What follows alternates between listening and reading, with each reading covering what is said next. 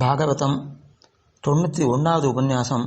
சோபகிருத் வருஷம் கார்த்திகை மாதம் 17ஆம் தேதி ஞாயிற்றுக்கிழமை 17/8/5125 3வது ஸ்கந்தத்தில் 13வது அத்தியாயத்தில் 30வது ஸ்லோகம் வரையிலும் பார்த்துருக்கோம்.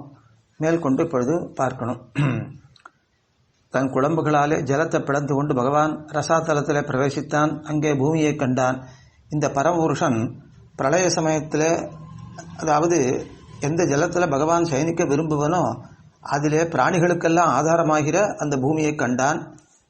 எந்த பூமியை தன் உதரத்தில் வைத்து பகவான் ரட்சிப்பனோ அந்த பூமி தேவியை ரசாத்தலத்தில் கண்டான், ஜலத்தில் கண்டான். அப்போ அங்கு அடியிலே படிந்திருக்கிற பூமியை தன் கோரைப்பற்களால் பகவான் பெயர்த்து எடுத்து கொண்டு வந்தான். ஸ்வதம்ட்ரயா உத்ரித்ய மஹீம் நிமக்னாம் ச உத்திதா சம்ருருச்சே ரசாயாக தத்ராபி தைத்யம் கதயாபதந்தம் சுனாப சந்தீபித தீவிரமன்யு ஜகான ருத்தானமசஹ்ய விக்ரமம் ச லீலயேபம் மிருகராடி வாம்பசி தத்ரக்த பங்காங்கித கண்டதுண்டோ யதா கஜேந்திரோ ஜெகதீம் விபிந்தன். அதுக்கு மேலே அங்கே தன்னுடைய கோரப்பற்களாலே, தன்னுடைய பல்லாலே அந்த வெளியில் நீட்டின்னு இருக்கிற அந்த தம்ஷ்டம் அப்படின்னு பேர், அந்த பல்லு தான் சொல்லணும் வராகத்துக்கு. அதாலே பகவான் பெயர்த்து எடுத்துண்டு, பூமியை பெயர்த்து எடுத்துண்டு ரசாத்தலத்திலிருந்து மேலே கிளம்பினான். அப்பொழுது பொறுக்க முடியாத பராக்கிரமம் உடைய ஹிரண்யாக்ஷன் என்கிற ராட்சசன், அதாவது அசுரன், அவன் கதையை கையிலே ஏந்தி கொண்டு பயங்கரமாக சிம்மநாதம் செய்து கொண்டு அந்த ஜலத்திலிருந்து பூமியை எடுக்க முயன்ற வராகமூர்த்தியை தடுத்தான். மிகவும் முயற்சியோடு அவனை எதிர்த்தான் இந்த ஹிரண்யாக்ஷன். அந்த வராகமூர்த்தி சிம்ஹம் யானையை அனாயாசமாக கொல்லுவது போல அந்த அசுரனை கொன்றான். அந்த ஆதிவராகன் யானையானது தாழ்வரை முதலான பிரதேசங்களை பிளந்து கொண்டு கைரிக தாத்துக்களாலே கண்டஸ்தலமெல்லாம் சிவக்க பெறுவது போல, கைரிக தாத்துக்கள்னு சிகப்பான புஷ்பங்களுடைய சில பாகங்கள், அவைகள் யானை மேலே படிந்தால் முழுவதும் அது சிகப்பாக தெரியும். அந்த மாதிரி தன்னுடைய கண்டஸ்தலமெல்லாம் அந்த அசுரனுடைய இரத்தத்தாலே பூசப்பெற்றவனாய் விளங்கினான். அந்த அசுரனை கொன்று அவனுடைய இரத்தமாகிற சேற்றினாலே கன்னங்கள் 2, முகம் இவைகள் சிகப்பாக ஆக பெற்றான். அப்பொழுது அந்த அசுரனுடைய இரத்தமானது சேறுபோல் குழம்பாயிருந்தமையினாலே அந்த ஆதிவராகமூர்த்தியினுடைய கண்டஸ்தலங்களிலும் முகத்திலும் அது படிந்தது.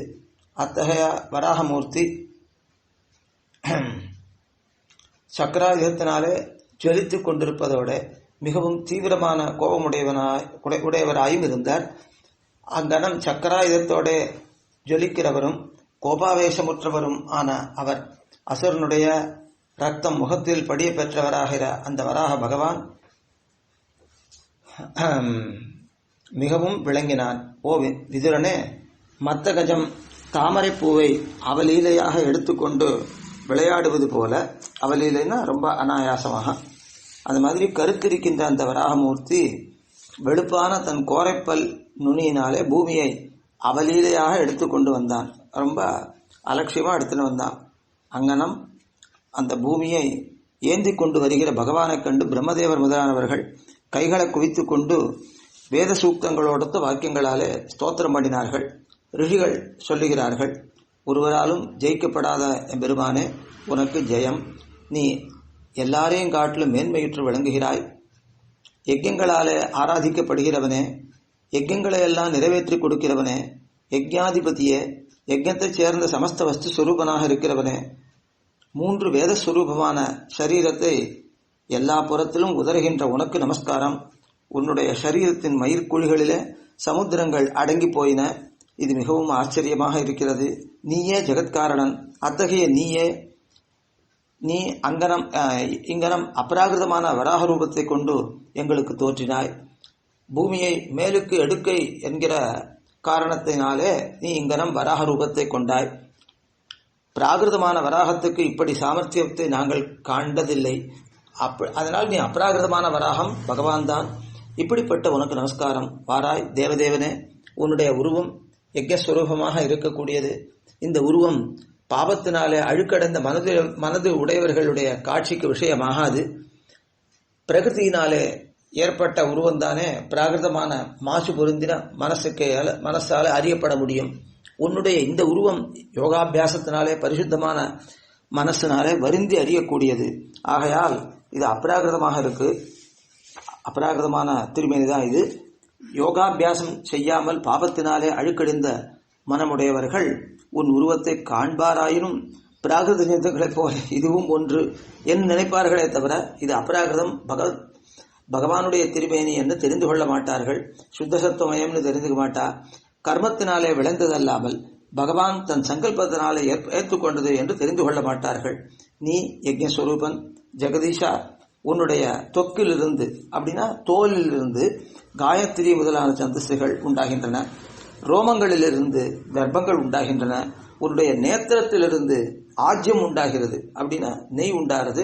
பாதங்களில் அத்வரியு, ஹோதா, உத்காதா, பிரம்மா என்ற 4 இவர்கள் தான் யாகத்தை நடத்துறவர்கள். அவர்களுடைய கர்மங்கள் உண்டாகின்றன. உன்னுடைய முகத்தின் நுனியிலிருந்து சுருக்கு என்கிற யஜ்ஞ பாத்திரம் உண்டாகிறது.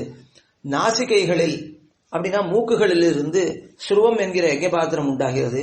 உதரத்தில், உதரம் அப்படின்றது வயிறு, அதிலிருந்து இடா என்கிற பேருடைய ஹவிஸை உட்கொள்ள உபயோகப்படுத்துவதான யஜ்ஞ பாத்திரம் உண்டாகிறது. காதுகளுடைய ரந்திரம் அப்படின்னா ஓட்டைகள், அதிலிருந்து சோமபானம் செய்கிற சமசம் என்கிற யஜ்ஞ பாத்திரம் உண்டாகிறது.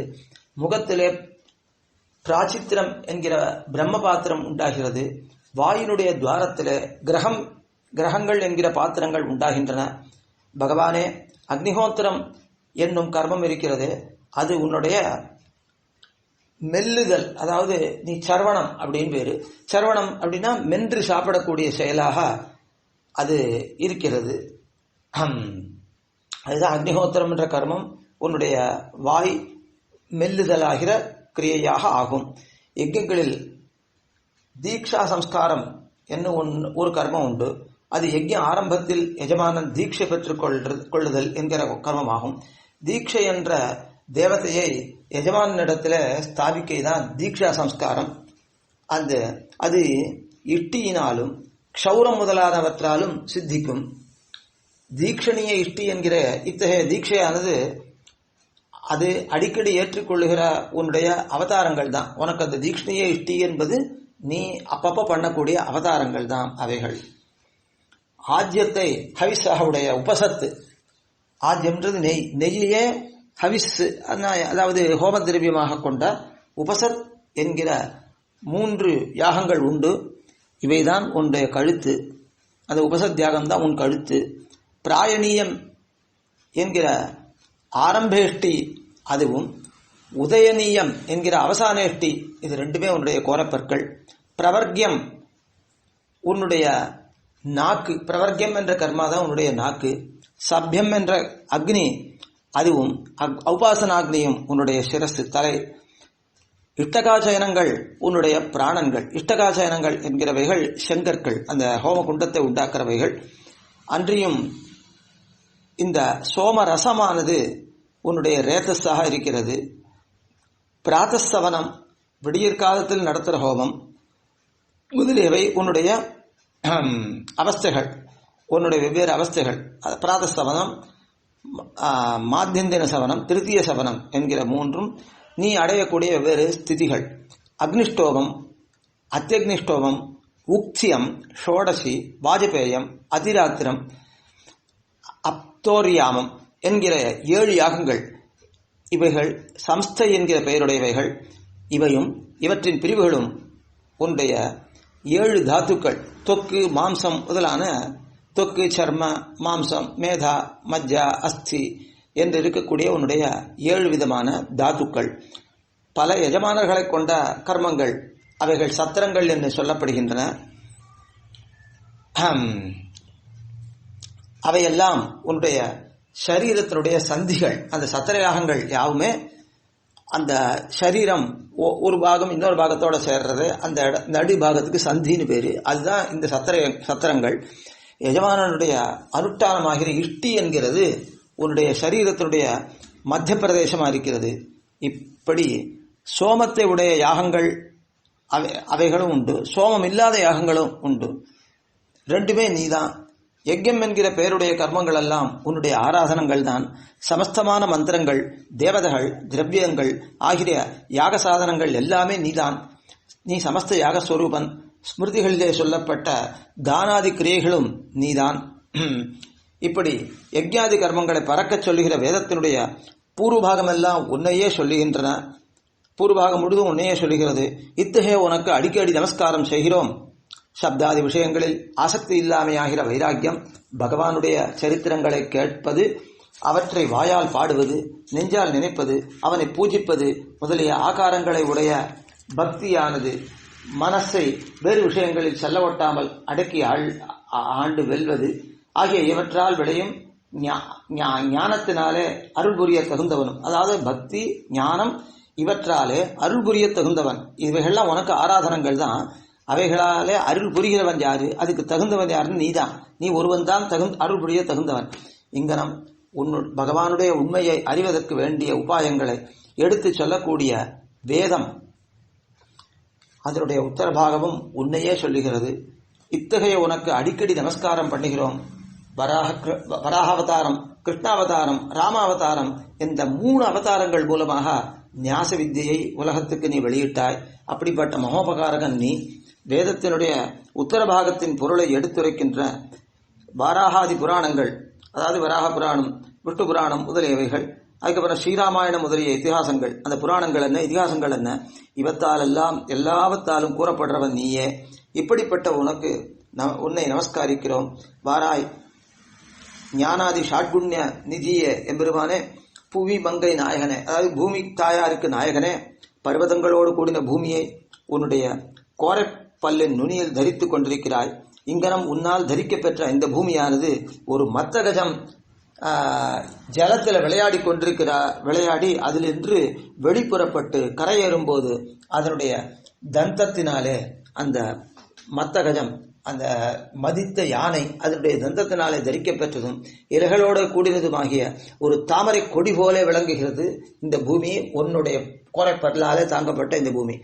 வாராய் நாதனே, வேதத்தில் விதிக்கப்பட்ட கர்மங்கள் எல்லாம் அவயவங்களாக இருக்க பெற்றதும் கோரையினுடைய நுனியினாலே தரிக்கப்பட்டதுமான பூமண்டலத்தோட அந்த கூடியதுமாகிய உன்னுடைய இந்த வராக உருவம் அகன்ற கொடுமுடியிலே மேகம் படிய பெற்ற குலபர்வதத்தின் சோபை உண்டாக பெற்று விளங்குகிறது. அந்த இதுக்கு மேலே படர்ந்ததுன்னா, அதாவது மலை மேலே மேகம் படிந்தா எப்படி இருக்குமோ அப்படி இந்த பூமி உன்னுடைய திருமேனி மேலே அந்த சின்ன அந்த கோரப்பல்லினாலே தரிக்கப்பட்டு அப்படி இருக்கிறது. இப்படி உன்னுடைய வராக உருவம் மிகவும் ஆச்சரியமாக இருக்கிறது என்று ஸ்தோத்திரம் பண்ணுகிறார்கள். மேல் விஷயங்களை அடுத்து அனுபவிக்கலாம். இதோட 91வது உபன்யாசம் முடிந்தது. ஆழ்வார் திருவடிகளே சரணம், எம்பெருமானார் திருவடிகளே சரணம், ஜீயர் திருவடிகளே சரணம்.